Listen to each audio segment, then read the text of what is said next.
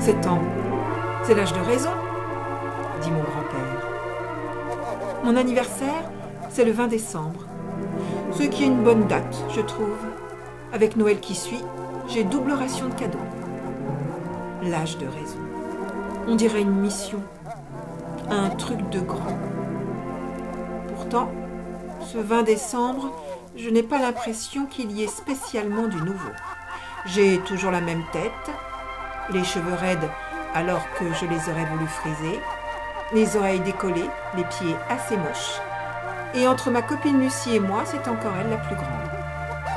Autour de moi, c'est pareil. Âge de raison ou pas, je n'aperçois strictement aucun changement notable. Mon frère Lothar, c'est toujours tout sur tout, et encore plus depuis qu'il est en 6e. Mes parents passent leur temps à se chamailler, alors que franchement, il ferait mieux de divorcer. Et le monde entier continue à flipper à cause du bug de l'an 2000.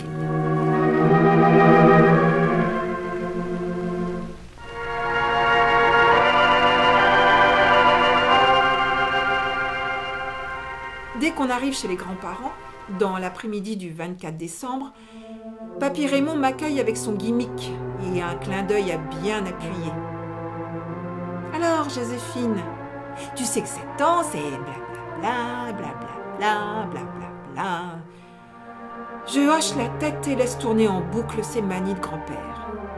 Les 4 grands, cousins, cousines, frangins, y sont passés avant moi. Avec les personnes âgées et avec mon grand-père qui vient d'avoir 70 ans, il arrive un moment où il est inutile d'essayer de les changer. De toute façon, ce soi-disant âge de raison, c'est juste bon pour faire la vaisselle, surtout pour nous les filles. Pour avoir le droit de donner son avis, il faudra attendre d'en avoir au moins 18. Et encore.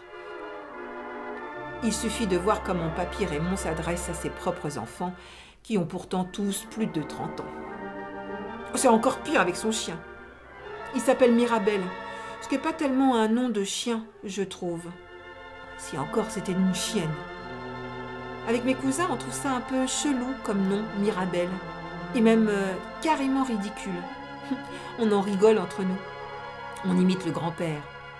Mais on se garde bien d'émettre la moindre remarque devant lui. On aurait trop peur de se faire enguirlander. Même si on sait que Papy Raymond, c'est que de la gueule, comme dit ma mère. Ce à quoi, en général, mon père répond « Maintenant qu'il est vieux, oui, mais avant, c'était une autre paire de manches, crois-moi. » Je ne sais pas exactement à quoi mon père fait allusion. Peut-être que Papy Raymond n'a jamais exprimé une grande tendresse pour ses enfants, ce qui ne serait pas très étonnant. Pour en venir au chien, il faut préciser qu'il est un peu spécial, vaguement caniche, avec des poils et des oreilles qui tombent un peu comme un épagnol, un drôle de mélange qui ressemble à tout et à rien. D'ailleurs, mon grand-père ne se prive pas de lui répéter à longueur de journée avec sa grosse voix et son rire à lui secouer la brioche. « Espèce de bâtard, au pied !» Et puis aussi « Fous le camp, viens ici coucher !»« Ramène le bâton, bon Dieu, mais qu'il est con, ce clébard !» Normal qu'il soit un peu perturbé, ce pauvre chien, avec ses insultes qui pleuvent à longueur de journée et ses ordres jamais 2 fois les mêmes.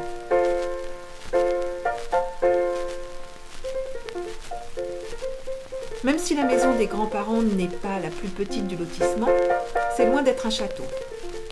À Noël, lorsque tout le monde se retrouve, on est obligé de se serrer.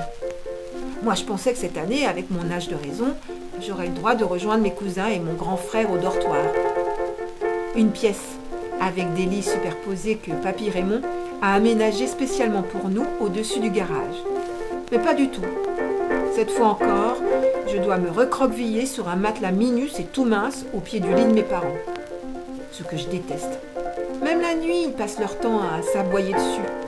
Et puis d'un coup, ils se mettent à ronfler comme deux locomotives.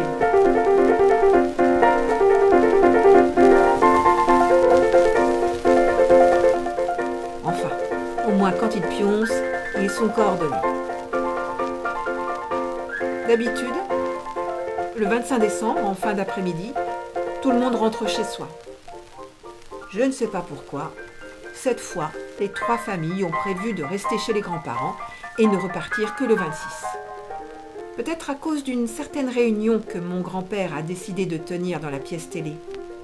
Il aime beaucoup rassembler ses enfants pour leur exposer des problèmes importants et leur rappeler qui est le chef. Sûrement des affaires qui concernent l'héritage, quand ils seront morts, lui et ma grand-mère. Un sujet qu'il aborde souvent, comme s'il prévoyait que leur décès serait pour le lendemain. C'est peut-être le passage à l'an 2000 qui lui fiche la trouille. Ou alors peut-être que cette réunion au sommet concerne Élise, la grande sœur de mon père, qui est en guerre totale avec le reste de la famille. Nous, les enfants, on n'en connaît pas les raisons. C'est une sorte de secret, une chape de plomb. J'aime bien cette expression, chape de plomb. Moi, cette tante Élise, je ne l'ai jamais vue, un peu comme si elle n'existait pas. Et quand par hasard papy Raymond y fait allusion, il en cause vraiment comme si cette pauvre fille n'avait jamais atteint son âge de raison. En tout cas, et quel que soit le sujet, ce qui se raconte au cours de cette réunion dans la pièce télé, ce sont des choses que les gosses ne sont pas censés entendre. À cette réunion, seuls sont convoqués Luc mon père, ma tante Marie, la plus jeune, que personnellement j'adore et que j'aurais largement préféré avoir comme mère, et l'oncle Thierry, le frère aîné de mon père. Le genre de type qui essaie toujours de se mettre les gosses dans la poche avec des blagues à 2 balles. En réalité, avec sa grosse moustache et ses hurlements, il nous fait plus peur que rire. Surtout en fin de soirée, quand quelques bouteilles ont déjà été éclusées. Pendant cette réunion, les belles-sœurs et le beau-frère sont au salon autour de ma grand-mère qui tricote et ne dit pas grand-chose. L'oncle Luigi, le mec de Marie, trop sympa. La tante Maude, jamais un mot plus haut que l'autre, façon de compenser les excès de Thierry, son mari. Et enfin ma mère, renfrognée, comme presque tout le temps, et qui n'ouvre la bouche que pour dire du mal de mon père, qui ne se prive pas d'en faire autant de son côté. Et pendant ce temps-là, nous les mioches, comme on ne peut pas regarder la télé, on nous envoie dehors. Il tombe un mélange de neige fondue et une espèce de grêle, avec des rafales de vent super désagréables. On se réfugie le long de la Panty. Lothar, qui n'en rate jamais une dès qu'il s'agit d'étaler sa science, nous explique que le climat est déréglé à cause de la pollution et qu'un jour, on le paiera. Nous, on s'en fout un peu du climat. On a surtout envie de rentrer rapidos pour se mettre au chaud, quitte à se taper une partie de Scrabble. D'accord les enfants, mais sans trop faire de bruit, précise ma grand-mère. Il ne s'agirait pas de perturber la réunion secrète. Entre les restes du chapon, pas mal de vin et un niveau sonore acceptable, pour une fois, la soirée se prolonge dans une ambiance plutôt détendue. Pas de prise de tête comme la veille, où la question était de savoir si le nouveau millénaire commencerait en 2000 ou en 2001. Non. Le tonton Thierry pousse la chansonnette et son imitation de Serge Lama nous fait même rire sans avoir à nous forcer. Le matin du 26, je suis réveillée par des bruits super bizarres et très différents des ronflements de mes parents. Des grincements au-dessus de ma tête, dans la charpente.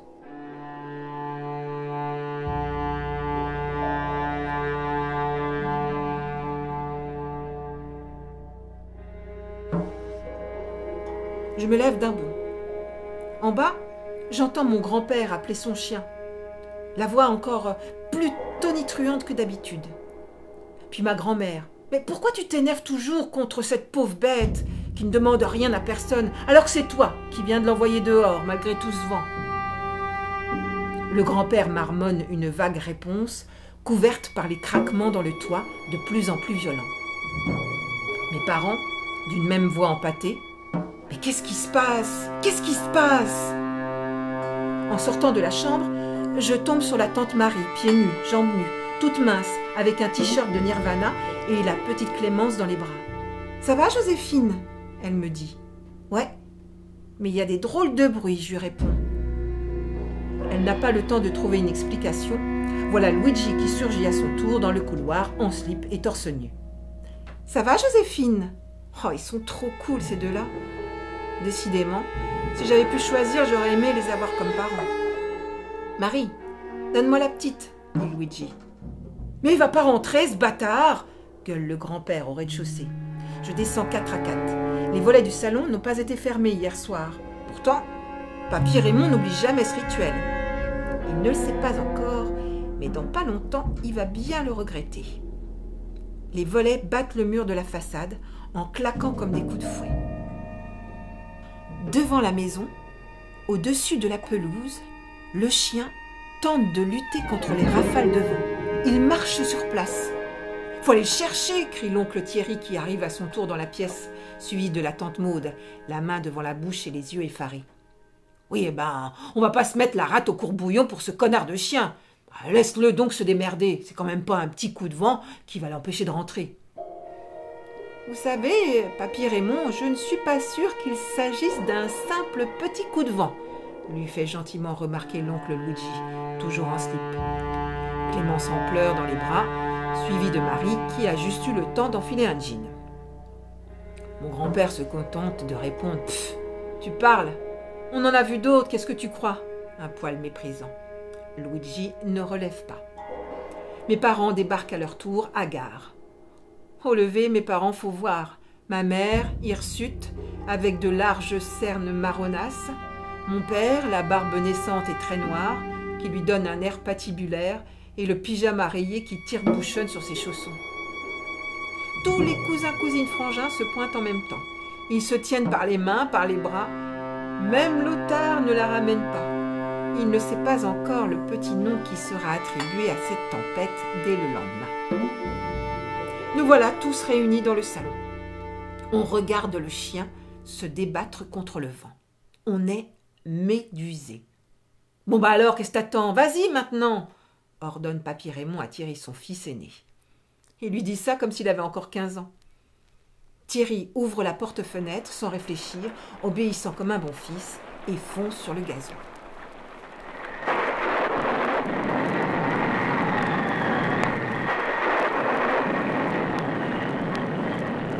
En une fraction de seconde, le vent s'engouffre dans la maison, emporte tout sur son passage, renverse le lampadaire, puis le petit guéridon.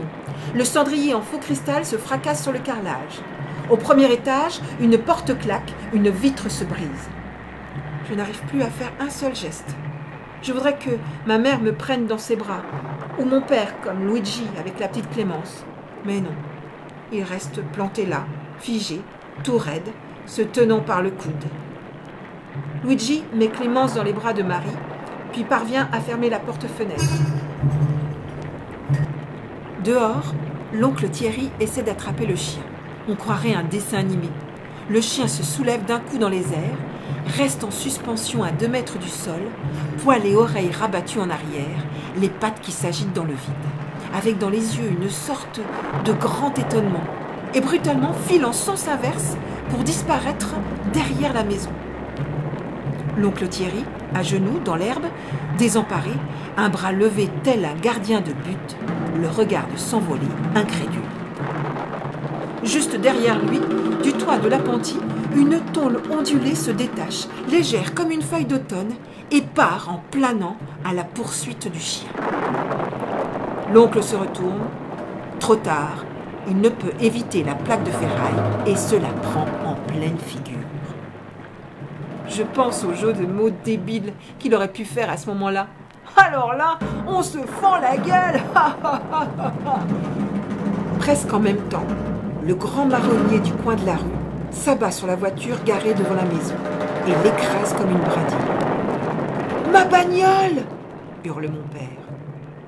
Toujours à genoux dans l'herbe, L'oncle se tient le visage. Il saigne. Il regarde ses mains. On dirait qu'il ne comprend pas. La tôle poursuit sa trajectoire dans les airs. Luigi court vers le vestibule, descend au sous-sol en claquant la porte derrière lui, et 2 secondes plus tard, toujours en slip, il arrive sur la pelouse au ralenti. On dirait le Yéti au milieu de la tempête de neige dans Tintin au Tibet. Il prend l'oncle Thierry par le bras et le ramène sur le côté de la maison, vers la porte de la cave, juste au moment où le reste de l'appentis s'effondre et s'envole dans tous les sens. « Mais il est où maintenant, cet imbécile de chien ?» reprend le grand-père.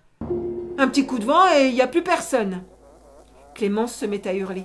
« Marie, tu peux faire taire ta gosse, s'il te plaît ?» dit-il de sa grosse voix, puis se retourne vers la fenêtre. « Ah, le voilà, ce bâtard !» Le chien a dû faire le tour de la maison. Fidèle à son maître, il essaie de revenir désespérément, se plaquant le plus possible au sol et en évitant les morceaux de l'appentis. Mais rien n'y fait. Le voilà qui se soulève et s'envole à nouveau. Cette fois, il vient s'écraser contre le volet. Non mais qu'il est con ce chien, mais bon Dieu qu'il est con, mais quel couillon! Et il rit nerveusement en se secouant la brioche. Plaqué contre la maison, sur le côté de la fenêtre, le chien ne bouge plus, malgré les assauts du volet. Je me mets à hurler à mon tour. C'est plus fort que moi. C'est peut-être de voir Mirabel se prendre ses coups de volet sans réagir et sans que personne ne se bouge pour aller le sauver. Mon père se détache de ma mère, s'approche de moi. J'espère qu'il va me prendre dans ses grands bras, me rassurer. Mais non. Il lève la main et me retourne une gifle. Je ne l'ai pas vu venir. Je suppose que je l'ai mérité, vu les circonstances.